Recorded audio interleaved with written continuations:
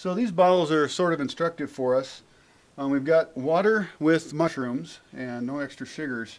And in that one we saw a tiny bit of activity. That could be okay. It could be that the mycelium can reproduce without a lot of sugar. Here's one with a tiny bit of white sugar.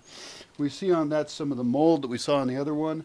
That doesn't seem so good. So we're just going to skip sugar altogether. We're only going to go with piloncillo. It worked for us last year, so we'll try that out. Here's agua with just a tiny bit of piloncillo. This one seemed to do okay. So it's unclear still whether we should be using a lot of piloncillo or a little bit. Maybe a medium amount, I don't know. And then this one had no piloncillo at all, had a little bit of salt, and it had some activity as well. The control is important because it tells us what kind of problems we have to begin with. We did see a little bit of activity. That would imply that we maybe wanted to get more sanitary so that other things, other than the mushrooms, the mycelia, are not in the water at all. So it might be worth it to go in the direction of sanitary. Certainly with brewing beer, you learn that if you, I mean, it's good to go a little bit too overboard on being sanitary.